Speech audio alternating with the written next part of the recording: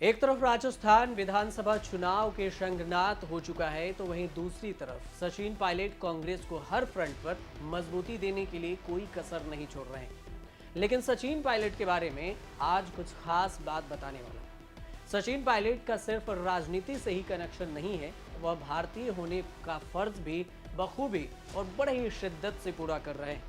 राजस्थान के टोंक से सांसद भी हैं और साथ में सचिन पायलट आर्मी में कैप्टन भी हैं। लेकिन अब सचिन पायलट ने आर्मी में कैप्टन से मेजर बनने के लिए परीक्षा दी है। 9 साल पहले सचिन पायलट को आर्मी ने कैप्टन का दर्जा दिया था। अब सचिन पायलट पढ़ाई करने के बाद अब अपना कद बढ़ा रहे हैं।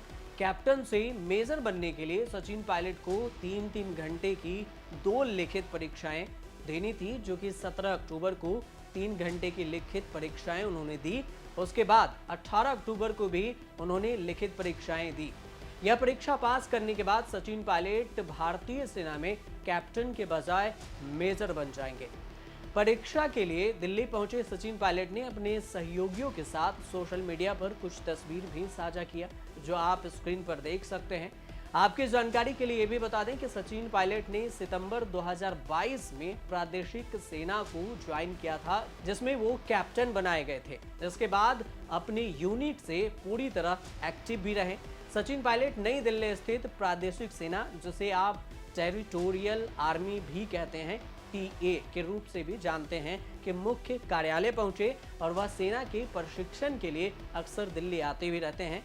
प्रादेशिक सेना जो टीए है, युद्धक स्थिति में भारतीय सेना की सहायता के लिए बनाई गई और यह सेना पैदल सेना का हिस्सा है। प्रादेशिक सेना ने 1962 और 1965 की जंग में जवानों और अधिकारियों ने बड़ी मजबूती से साथ भी निभाया था।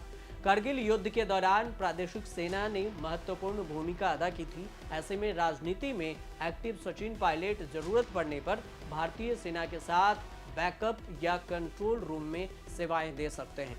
अब सबसे पहले ये समझ लेते हैं कि टेरिटोरियल आर्मी यानी कि टीए क्या है। टीए इस साल 75वां स्थापना दिवस भी मना रहा है। 75वां स्थापना दिवस 2023 में टीए मना रहा है और टेरिटोरियल आर्मी जो टीए है, भारत की एक सहायक सैन्य संगठन है। यह भारतीय सेना इंडियन आर्मी को सहायता सेवाएं प्रदान करता है। इनकी भूमिका रेगुलर सेना को स्थिर कर्तव्यों से मुक्त करना और प्राकृतिक आपदा से निपटने और आवश्यक पड़ने पर सेवाएं रखरखाव करने में सहायता करना है, और जब भी आवश्यकता हो तो नियमित सेना के लिए यूनिट प्रदान करना होता है। टेरिटोरियल आर्मी यानी कि टीए की नौकरी हर युवाओं की पहली पसंद भी होती है। इसमें जिन उम्मीदवारों का चयन होता है, उन्हें सैलरी के साथ कई भत्ते और लाभ के साथ साथ सैलरी की सुरक्षा भी मिलती है। इसके अलावा इसमें समय समय पर सैलरी की बढ़ोतरी भी होती रहती है। सचिन पायलट के बारे में अगर बात करें तो सचिन पायलट 2018 के विधानसभा चुनाव के बाद राजस्थान के डिप्टी सीएम बनाए गए थे। लेकिन 2020 में पायलट ने अपनी ही सरकार, गहलोत सरकार के खिलाफ बगावत कर दी थी, जिसके बाद जुलाई 2020 से ही पायलट के पास कोई पद नहीं है। लेकिन वे अपना जो कद था वो यथावत बनाए रखने में कामयाब भी रहे। पायलट बिना विचलित कुछ पार्टी की बैठकों में शामिल भी हो रहे हैं। वे भले गहलोत के सुर में सुर नहीं मिला पा रहे हों, साथ नहीं पा रहे हों, लेकिन यह तय है कि पार्टी संगठन के लिए वे पूरी ताकत से जुटे हुए हैं। इस पार्टी में पार्टी के नेताओं का आमतौर पर मानना है कि पायलट भले अभी सीएम नहीं बन सके हों, लेकिन उनके साथ उम्र और वे भविष्य के नेता भी बन सकते हैं।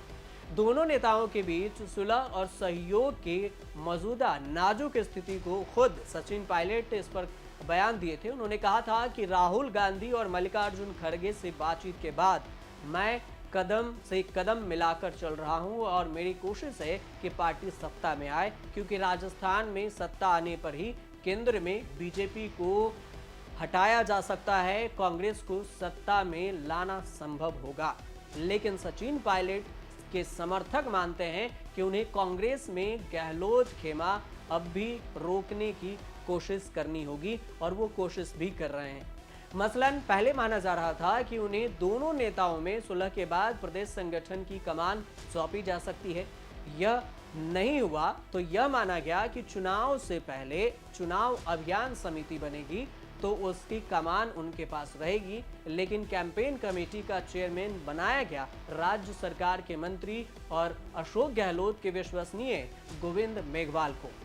यह राज्य के राजनीतिक क्षेत्रों में काफी हैरानी भरा था, क्योंकि मेघवाल के कद और पायलट के कद में कोई तुलना नहीं की जा सकती। अब 2023 के विधानसभा चुनाव का ऐलान हो चुका है और इस बार भी सचिन पायलट कांग्रेस की नैया पार लगाने में पूरी ताकत से काम कर रहे हैं। लेकिन देखने वाली दिलचस्प बात यह होगी कि क्या राजस्थान में कांग्रेस अपनी सरकार बचा पाती है या नहीं। अब देखते रहिए न्यूज़ तक।